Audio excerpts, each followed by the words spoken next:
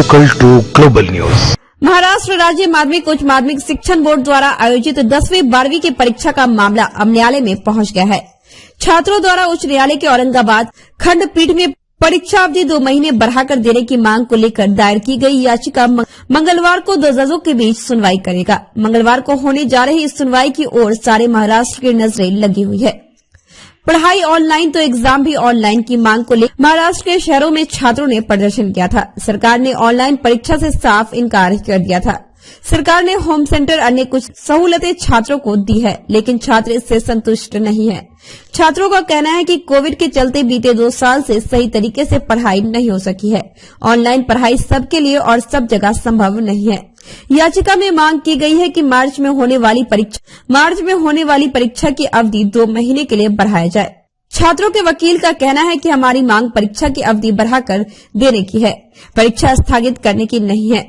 छात्रों को तैयारी के लिए समय मिल सके। उन्होंने विश्वास जताया कि न्यायालय हमारी मांग पर जरूर गंभीरता से विचार करेगा। सर, जब हमारे महाराष्ट्र के बहुत से विद्यार्थी हमारे पास आए कि आप हमें कोर्ट से न्याय दिलाइए, हम जब प्रोटेस्ट करते हैं फिर भी हमारे शासन जो है कोई हमारी बात का दखल नहीं देता है। तो इसलिए सब विद्यार्थियों की तरफ से आप हमारे को कोर्ट की तरफ से कैसा न्याय मिला के दे सकते हैं, इस बारे में जब हमारे पास विद्यार्थी आए उन्होंने उनका जो कुछ बोलना था हमारे पास रखा।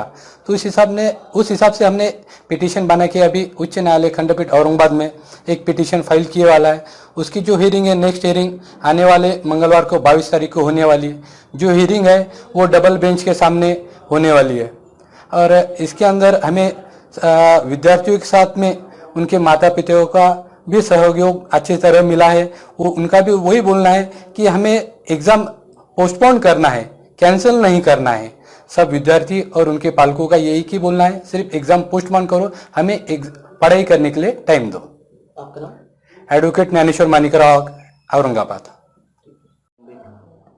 औरंगाबाद बेंच में जो पिटीशन दाखिल किया है वो मतलब उसमें मेन जो पॉइंट है, अभी जो एचएससी का एग्जाम होने वाला है और इंस्टेड ऑफ फिजिकल वो ऑनलाइन लिया जाए और बच्चों को 2 महीने का टाइम दिया जाए, जिस वजह से वो पढ़ाई कर सके और थोड़ा कंसंट्रेट कर सके। क्योंकि इन दिनों में जो भी हालात हुए हैं उससे ना ही बच्चों के जो माता पिता है वो भी कंफ्यूज है कि ये किस तरह से और क्या जो है वो एग्जाम दे पाएंगे ठीक से।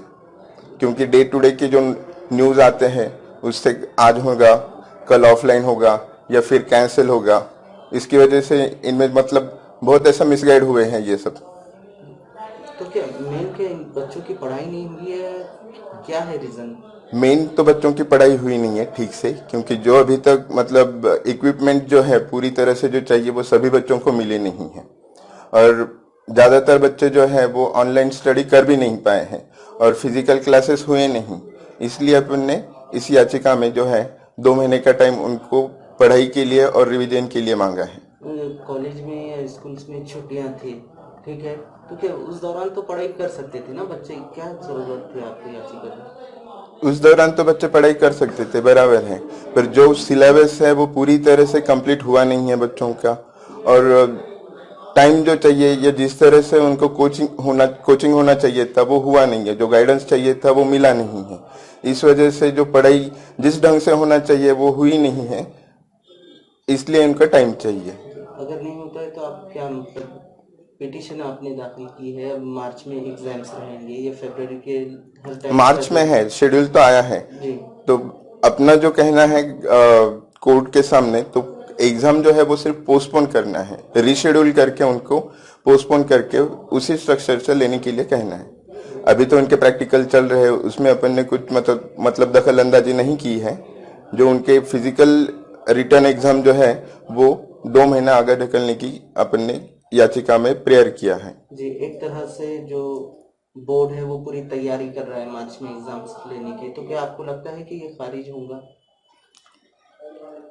अब देखिए, इसमें जो है किसी तरह से अपनी जो बात है वो सामने आना जरूरी है और वही अपन ने एक सच्चा प्रयास किया है। कोर्ट इस बात को मानता है, सच में बच्चों के फेवर में रिजल्ट देता है, नहीं देता है, ये तो जब हियरिंग होगी उसी वक्त पता चलेगा। आज उस पर बोलना मतलब। जी, आपका नाम? एडवोकेट बाबा साहब भाले। यानी कैसे आपने याचिका दाखिल की, किस तरह से आपके अभिभावक यानी माता पिता ने एडवोकेट लगाया, क्या था पूरा मामला? जी नहीं, माता पिता ने इसमें कोई नहीं, ये जो हमारे जो सब हम स्टूडेंट्स ने मिलकर एडवोकेट भाले सर और एडवोकेट वाग सर की हमने मीटिंग किया। सर को हमारे पॉइंट्स बताए, हमारे जो कुछ मांगे थी। इसके लिए हमने पहले औरंगाबाद में प्रोटेस्ट भी किया था, लेकिन गवर्नमेंट ने हमारे प्रोटेस्ट को कुछ भी जवाब नहीं दिया। हमने एजुकेशन मिनिस्टर मैम को लेटर तक दिया है, लेकिन हमारे लेटर को भी जवाब नहीं मिला, क्योंकि पूरे 2 साल से जो हमारा एजुकेशन है वो ऑफलाइन ऑनलाइन ऑनलाइन ऑफलाइन ऐसा ही चालू है। मतलब पूरा कंप्लीटली एजुकेशन हमारा नहीं, ना तो ऑफलाइन हुआ है और ना तो ऑनलाइन हुआ है। इसकी वजह से हम प्रॉपर स्टडी भी नहीं कर पाए। सिर्फ हमारी मांग गवर्नमेंट से इतनी है, और हमने कोर्ट में भी अब इतनी मांग की है कि हमारे जो मार्च मंथ में जो एग्जाम्स होने वाले, वो एग्जाम मार्च मंथ में न लेता, मार्च महीने में न लेता, आगे पोस्टपोन कीजिए, क्योंकि हमें स्टडी के लिए टाइम होना है। हम भी स्टडी करना चाहते हैं, हम भी एग्जाम्स देना चाहते हैं, क्योंकि एग्जाम्स नहीं दिए तो उसमें हमारा ही लॉस है करके हमने सिर्फ कोर्ट में भी